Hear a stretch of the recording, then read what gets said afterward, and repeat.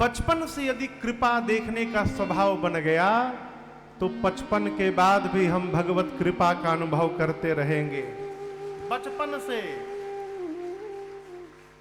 इसलिए जीवन में कोई भी उपलब्धि प्राप्त हो तो गुरु कृपा, श्रेष्ठ की कृपा और भगवत कृपा देखने का स्वभाव बनाइए, है? राम जी ने भगवान को, शिव के पिनाक को खंड खंड किया है। मेरी मां ने प्रभु के गले में जयमाल पहनाया, सखियां मंगल गीत गाई, बधाई गाई, आरती उतारी, न्योछावरी लुटाई। अब दर्शन करिए, बाबा कहते हैं मां के गले में, भगवान के गले में जयमाल देखकर जितने राजा थे सारे राजा बिलबिला उठे, सब जहां तहां गाल बजाने लगे। एक क्षमा करिएगा, एक बात बोलूं, जो आदमी कुछ नहीं करता है वो हल्ला बहुत करता है।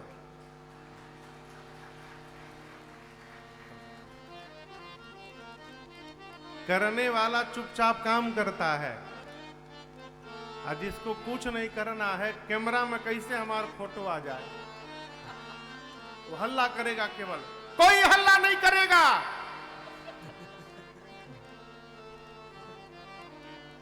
सबसे हल्ला जानते कौन करता है? शांत कराने वाले लोग, वही सबसे अधिक हल्ला करते हैं।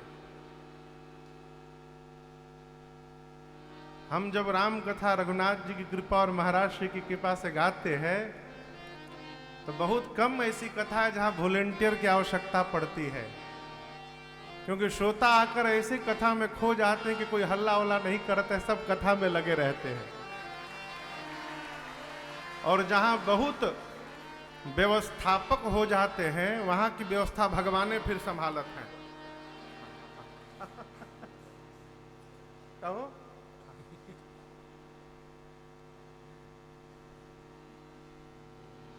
हम आप लोगों को नहीं कह रहे हैं, हम दूसरे जगह की बात कर रहे हैं। जो कुछ नहीं करता केवल हल्ला करता है। जिन जिन राजाओं से धनुष हिला भी नहीं था सब चिल्लाने लगे, अरे केवल धनुष तोड़ने से कोई कन्या से विवाह कैसे कर लेगा? हमारे रहते कन्या को कोई और लेकर जाएगा। एक राजा दूसरे राजा से बोले, जाओ पकड़ लो उन दोनों को, बंदी बना लो। एक राजा बोले, यदि जनक जी महाराज सहायता कर देना तो हम दोनों को अभी बंदी बना देंगे। अरे जनक जी काहे सहायता करेंगे भाई? सारे राजा लगे चिल्लाने, पकड़ो मारो बांधो। लक्ष्मण भैया थे, राम जी से लक्ष्मण भैया बोले, भैया ये राजा जी लोग हमसे मिलने के लिए बेचैन हो रहे हैं, आज्ञा हो तो तनिक मैं दरस परस कर लूं। राम जी बोले, शांत रहो, इन राजाओं को शांत करने के लिए बाबा जी चल दिए हैं, बस थोड़ी देर में पहुंचने वाले हैं यहां पर। जानते हैं कौन? हाँ, श्री परशुराम जी भारत के उड़ीसा प्रांत में एक पर्वतमाला है, महेंद्र पर्वतमाला, उसी पर्वतमाला पर तपस्या कर रहे थे। धनुष के टूटने की ध्वनि कान में पड़ी और ये समझते विलंब नहीं लगा कि ये पिनाक के खंडन होने की ध्वनि है। पूरा शरीर आवेश में आ गया। अब आप सोचेंगे पिनाक टूटा तो इनको कहां आवेश आ गया? परशुराम जी ही ये पिनाक जनक जी के पास रखे थे कि हमारी अमानत आप अपने घर में रखिए, हम बाद में ले जाएंगे। अब कोई आपको अपना सामान देगा, आप उसको दांव पे लगा देंगे? आवेश में आए परशुराम जी चले। बाबा कहते हैं राजा लोग चिल्ला रहे थे उसी समय, तेहि अवसर सुने शिव धनु भंगा, तेहि अवसर सुने शिव धनु भंगा, आयउ भृगुकुल कमल पतंगा, आयउ भृगुकुल कमल पतंगा, देख सकल सकुचाने, देखी मही सकल सकुचाने, बाज झपट जनु लवा लुकाने, बाज झपट जनु लवा लुकाने, गौर शरीर भूति भल भ्राजा, गौर शरीर भूति भल भ्राजा, भाल विशाल त्रिपुंड विराजा, भाल विशाल त्रिपुंड विराजा, शीश जटा शशि बदन सुहावा, शीश जटा शशि बदन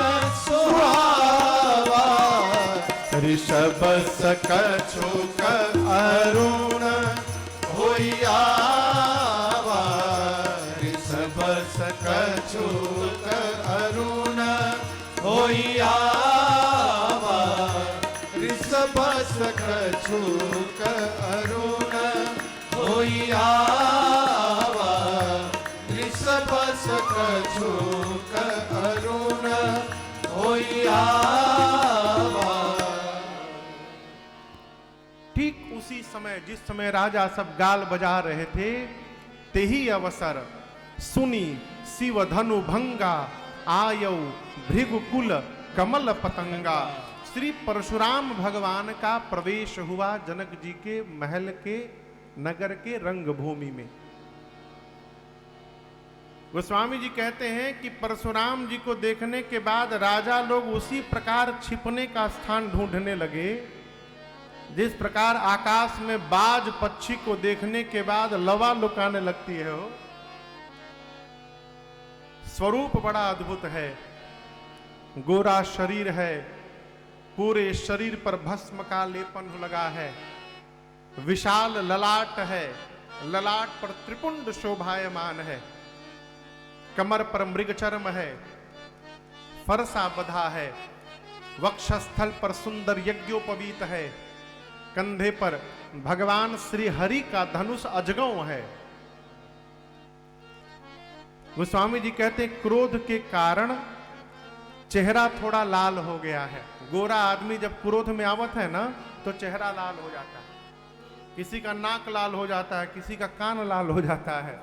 यहाँ ऋष बस कछुक अरुण होइयावा, भ्रिकुटी है, ये जानते हैं भ्रिकुटी कुटिल, इसको भ्रिकुटी कहते हैं। परशुराम जी की भ्रिकुटी कैसी है? कुटिल, आए हैं क्रोध में। कुटिल यानी गोस्वामी जी कहते हैं भ्रिकुटी कुटिल नयन रिसराते, मानो नेत्र से क्रोध बरस रहा है। जिसको प्रेम से भी देख रहे हैं उसको लग रहा है कि मानो आज जीवन का अंतिम दिन है हमारे, बाबा की दृष्टि पे चढ़ गए हैं है? इस स्वरूप में परशुराम जी पहुंचे हैं तमतमा कर। अब दर्शन करिए, जितने राजा कह रहे थे राम लक्ष्मण जी को पकड़ लो, मार लो, बांध दो, श्री परशुराम जी को देखते सारे राजा अपन अपन धनुष बाण पहला काम किए फेंके। बाबा ये ना देख ले कि हम धनुष बाण निकाल के खड़े थे, तुरंत फेंके और सारे राजा कतार लगा लिए, एक कतार में खड़े होकर अब परशुराम जी के आगे जाकर पितु समेत कही कही निज नामा, लगे करन सब दंड प्रणाम।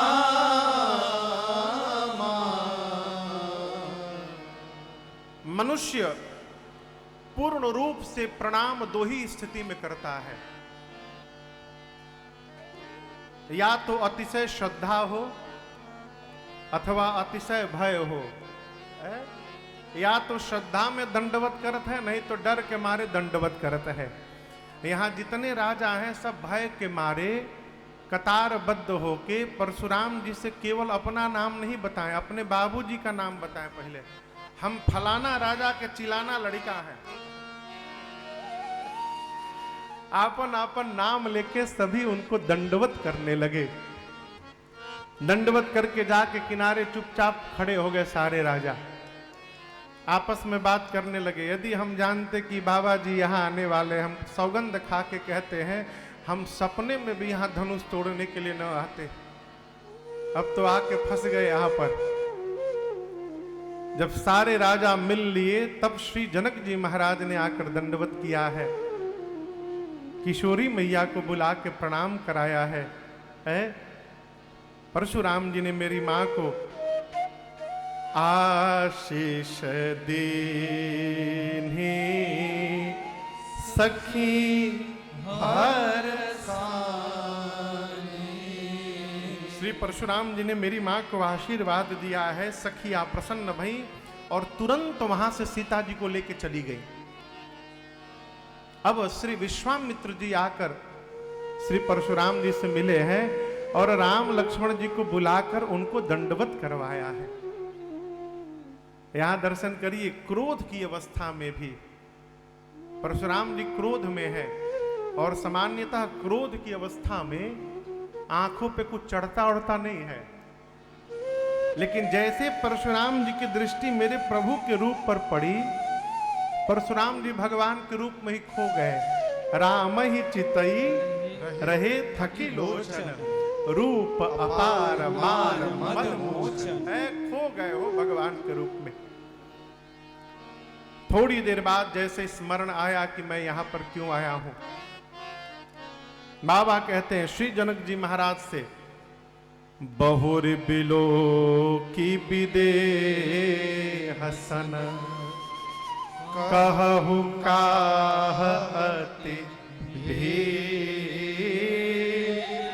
पूछत जानी अजान जिमी व्याप्यो कोप सरी। जिस प्रकार जानने के बाद भी कोई अनजान बन के प्रश्न करता है।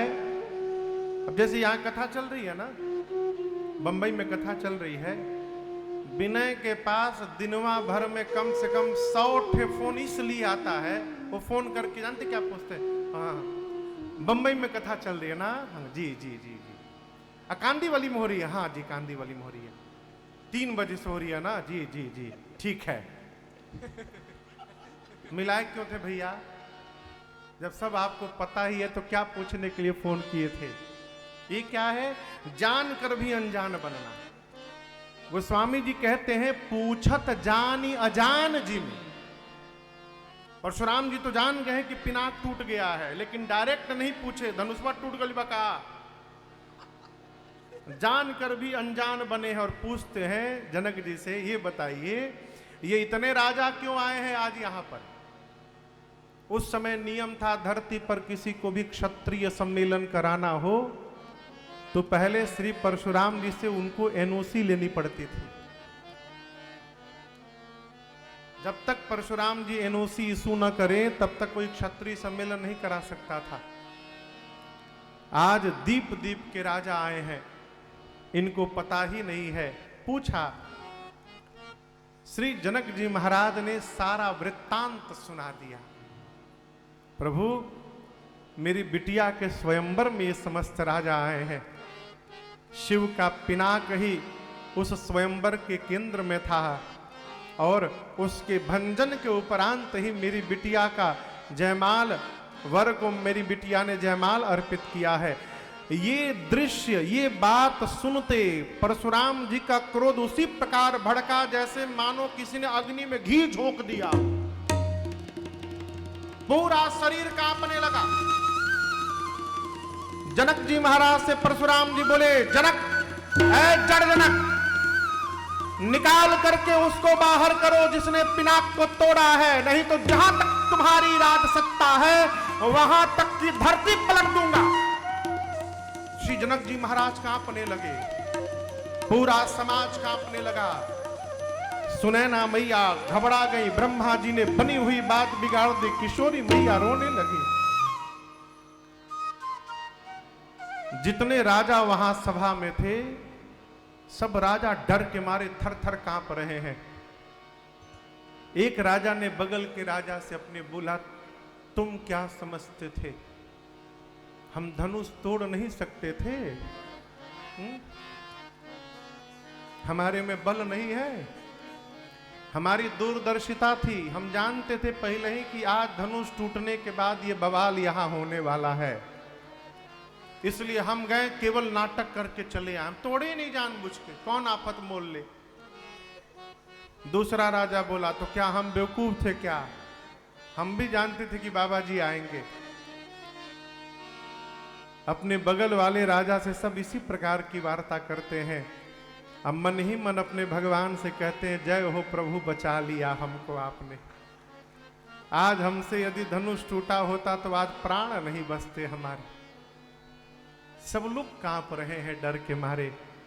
और यहाँ गोस्वामी जी कहते हैं, सबको भय में देखकर मेरे प्रभु श्री रघुनाथ जी स्वयं आगे आए और दर्शन करिए। प्रभु की भाषा राम जी कहते हैं, नाथ शंभु धनु भंजनिहारा, नाथ शंभु धनु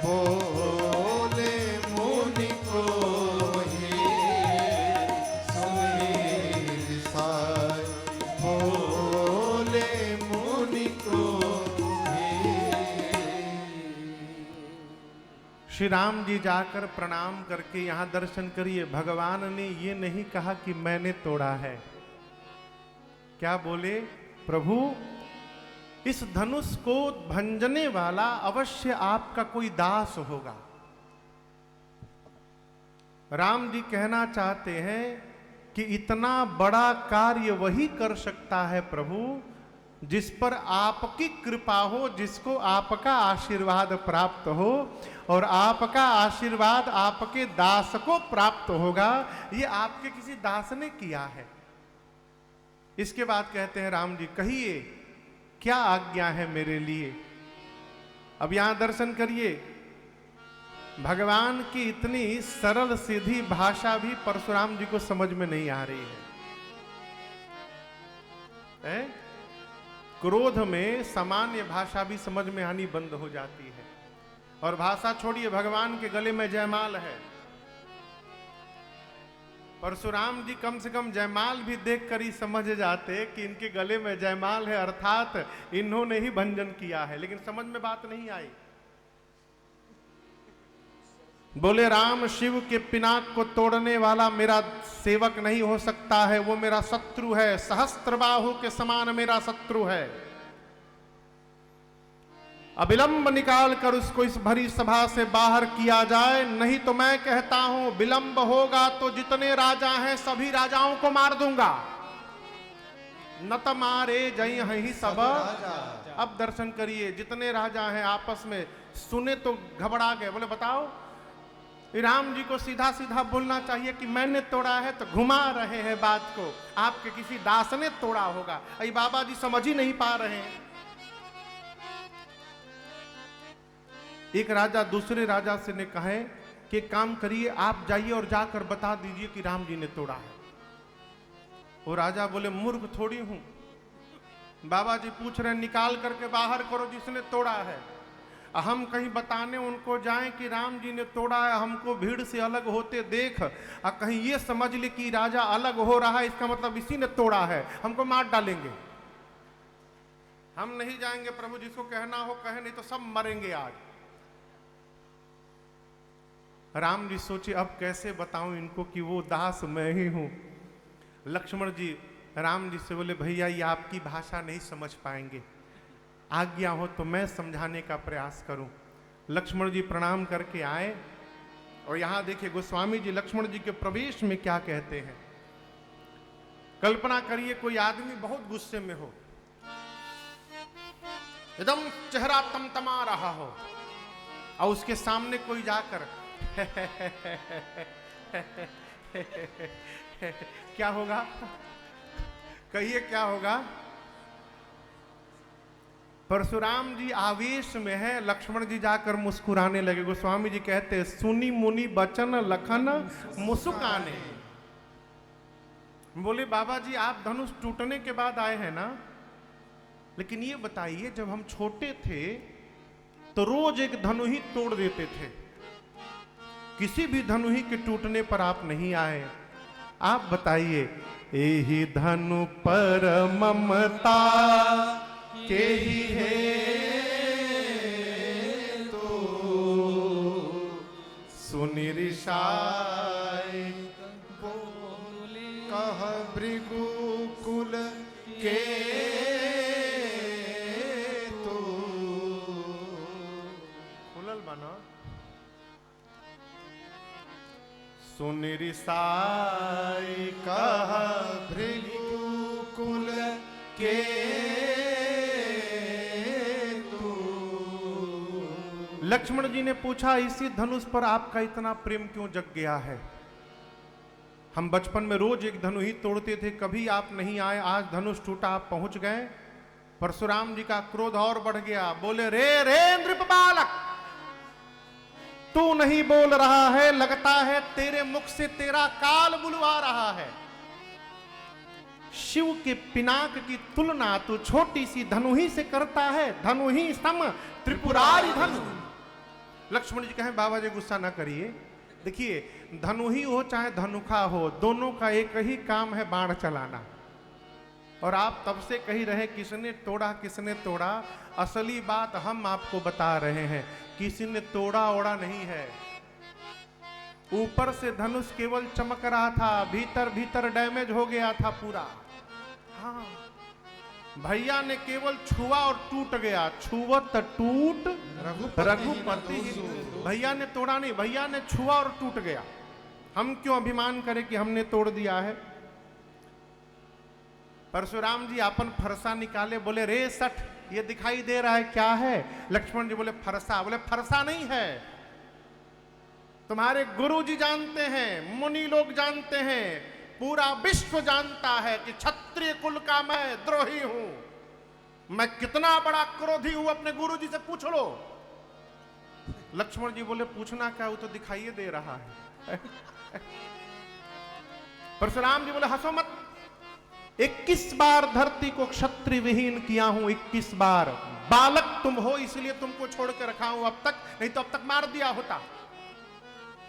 लक्ष्मण जी बोले मैं बहुत भाग्यशाली हूं, मैं बहुत भाग्यशाली हूं। परशुराम जी बोले अचानक तुम भाग्यशाली की बात क्यों करने लगे? लक्ष्मण जी बोले पहली बार जीवन में ऐसा वीर का दर्शन हुआ है जो अपनी प्रशंसा अपने मुख से करता है। सबकी प्रशंसा दुनिया करती है, आप अपनी प्रशंसा स्वयं करते हैं। लेकिन हम एक बात बताएं आपको, ये फरसा नीचे रखिए, हम कोई कुम्हड़े की बतिया नहीं है जो तर्जनी देख के डर जाएंगे।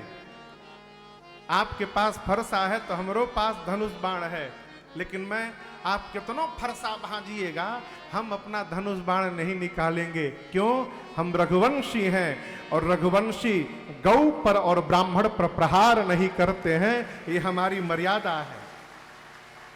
हम आपसे लड़ेंगे नहीं। परशुराम जी बोले क्षत्रिय होकर क्यों नहीं लड़ोगे? लक्ष्मण जी बोले आप ब्राह्मण हैं, सोचिए यदि युद्ध में आपको हम मार दिए, क्या बोले? मान लीजिए कि आपको हम युद्ध में मार दिए, तो ब्रह्म हत्या का पाप लगेगा, और युद्ध में यदि आपसे हार गए तो रघुवंशी होकर युद्ध में हार जाना, ये मेरे कुल पर कलंक लग जाएगा। जीतूंगा तो ब्रह्म हत्या का पाप, हारूंगा तो कुल में कलंक। कहिए नुकसान आपका है कि हमारा है? इसलिए हम आपसे लड़ेंगे नहीं। परशुराम जी ने विश्वामित्र जी से कहा कि तुम्हारा चेला ये जो है ना, ऊपर से जितना गोरा है भीतर से उतना काला दिखाई दे रहा है, मीठा नहीं बोलता है। राम जी बोले, मुनिवर बुद्धिमान लोग बच्चों की बात पर ध्यान नहीं दिया करते हैं। लक्ष्मण तो अभी दूध मुहा बच्चे, इनके दूध के दांत भी नहीं टूटे, गिरे हैं अभी। तब तक लक्ष्मण जी ने कह दिया, इतना ही प्रेम है तो खंड पड़ा है, बुला के किसी को जुड़वा लीजिए। अरे ये बोले, देखो फिर बोला है ये। राम जी किसी तरह परशुराम जी को शांत करते हैं। तब तक लक्ष्मण जी बीच में कोई फुलझड़ी छोड़ देते हैं, फिर से भड़क जाते हैं। और मजे की बात देखिए, परशुराम जी लक्ष्मण जी का क्रोध राम जी पे निकालते हैं। राम जी कहे, मुनिवर आप जो कर रहे हैं ये उचित नहीं हो रहा है। गुनाह लखन कर हम पर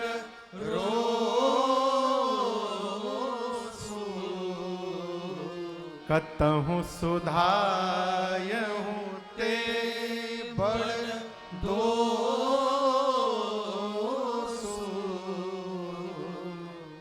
प्रभु ने कहा, मुनिवर अपराध लक्ष्मण कर रहे हैं और आप क्रोध मेरे पे कर रहे हैं, क्योंकि मैं सीधा हूं इसलिए। यह राम जी ने बड़ी अद्भुत सूत्र दिया है। भगवान कहते हैं परशुराम जी से, मुनिवर कभी कभी बहुत सीधा हो जाना भी जीवन का दुर्गुण हो जाता है। ये कथा कहती है कि सीधा होना चाहिए, लेकिन इतना भी सीधा नहीं होना चाहिए कि लोग आपके सज्जनता का दुरुपयोग करने लगे। पूज्य बापू कहते थे ना कि कोई गाल पर एक थप्पड़ मारे तो दूसरा गाल दे दो। ये बात उस समय की थी, आज ये लागू नहीं होता है। आज यदि दूसरा गाल दीजिएगा, लोग इतना थप्पड़ मार देंगे कि दोनों गाल लाल हो जाएगा। सीधा होइए, लेकिन उतना भी सीधा ना होइए कि लोग आपको दुरुपयोग करे। अरे डसना मना है, डसना नहीं चाहिए, लेकिन फुफकारना मना नहीं है। फुफकारते रहिए कि सामने वाले में भय बना रहे, डसना नहीं है साहब। राम जी ने कहा, मुनिवर तब से मैं आपकी बात सुन रहा हूं, लेकिन मैं अब कहता हूं, मेरा अपराध जितना बड़ा नहीं है उतना बड़ा आपका क्रोध हो गया है। आप कहते हैं किसने तोड़ा, मैं कहता हूं किसी ने तोड़ा नहीं है, पुराना था, छूने से टूट गया।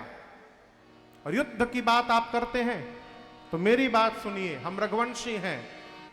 मैं स्वभाव बता रहा हूं, प्रशंसा नहीं कर रहा हूं। रघुवंशी युद्ध में काल भी सामने खड़ा हो जाता है तो हम डरते नहीं, हम काल से युद्ध करते हैं।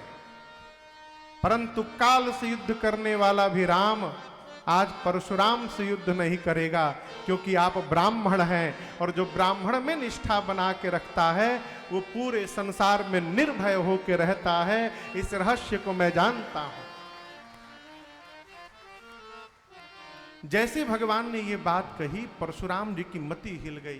ब्राह्मण में इतनी निष्ठा, भगवान को छोड़कर दूसरा कोई नहीं हो सकता। ये पता कैसे चलेगा ये भगवान है?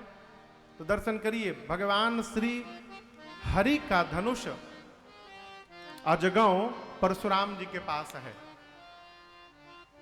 उस समय धरती पर मुख्य रूप से 3 धनुष थे। कितने धनुष थे? जोर से कहिए, नाम मालूम है? पहला धनुष राम जी का क्या नाम है? हाँ, सारंग। क्या नाम है? दूसरा धनुष भगवान शंकर का, जिसका नाम है पिनाक। और तीसरा धनुष है भगवान श्री हरि का, जिसका नाम है अजगौ। पिनाक टूट गया, सारंग राम जी के पास है, अजगौ परशुराम जी लेके घूम रहे हैं।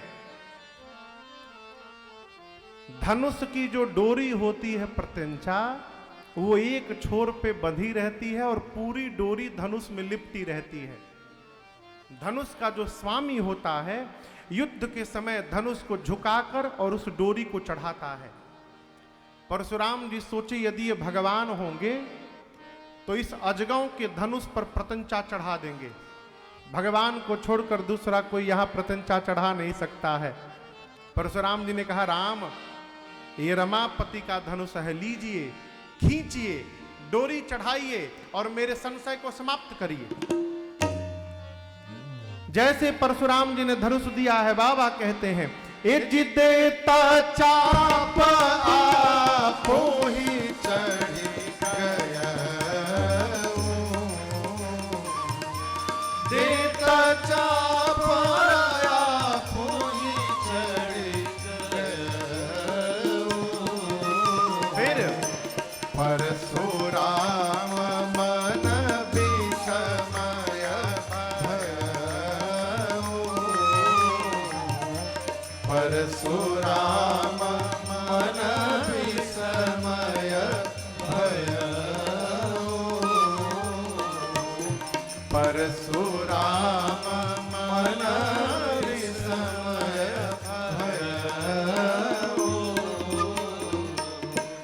जैसे परशुराम जी ने भगवान राम के हाथ में धनुष दिया अजगौ, यहां लिखा है मानस जी में, देत चाप आप ही चली गयऊ। चली गयऊ नहीं है, देत चाप आप ही चढ़ी गयऊ।